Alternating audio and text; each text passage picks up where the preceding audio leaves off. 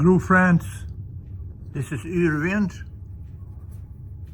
and this is X-Lex and I make changes to it. Here is the one big change. The rub braid been cut and the swim ladder is there instead. Here before it was twin keels, now it's a central so rudder was of bronze before, and now the keel is bronze and central. It's just 10 centimeter deep. And then when I do changes, not everyone agree. They think you should stick to a plan, and you make a plan up and then you follow it. And then you make quick boat, and the boat comes in the water sooner. And but then, so what in the boat in this sooner? Shall I start building another boat? No, it's quick. People say it's good when it's quick. And the same thing when people sail across the ocean, they go with big speed. Nowadays, it's common they sail across the Atlantic in 2-3 weeks. And what are going to do it later? Well, they sail across another Atlantic. Well, I don't think it's such a good thing. But then there's another thing. I'm not only building boats, I'm also writing books. And here is books have been written. First, A bris mot Kopon, en bris, den konstruktören, den unge, den gamla havet, den med 4 kvadratmeter segel och en åra. These books are in Swedish, and now I'm too busy building boat to deal with that. But 2 of them been translated to Norwegian and 1 to Russian. I can't read Russian, but I think it's called Sven Yrvind in Russia. And I don't know the rest, but there's not many who buy this book. But it comes from, I don't know. Here's the address, maybe. So anyway. But the curious things about writing book, that you should change, is called editing.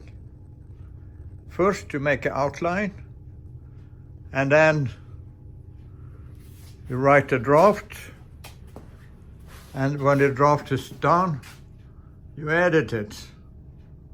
And then you notice that this and that could be better, and you edit it another time.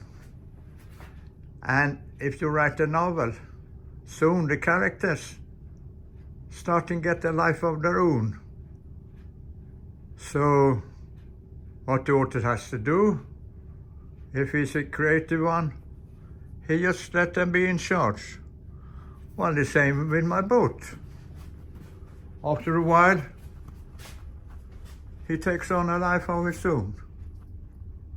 And he kind of tells me, it will be better if this is done this way. Well, I think a good boat builder should follow the wish of the boat and do what he says. So that's why I do the changes. If the boat tells me, well, it's not so good to have twin keel here, well, I do the central one. If the swim ladder tells me, well, this will be better in the other way, that hinge you did there was not a good one, and I do a different one. So I'm working on the hinge here, and there's a gap here, but the boat told me that's okay. So that's what I do that. So writing books, you should change. Building boat, you should not change. That's what people think. It's okay think. But I don't agree. I have two things I can do. I can write books and I can build boats. And each of my things profit from the other one. So if you can do one thing, that's a good thing. If you can do two things, it's more than twice as good, because each skill learns from another. So this is just a little for today, and I continue building. So the takeaway, if you have two skills, writing and boat building, they feed on each other. You get much better. On the other hand, if I didn't make any changes, the boat would already be in the water floating, but it wouldn't be so good boat. And the sail to New Zealand through the roaring 40s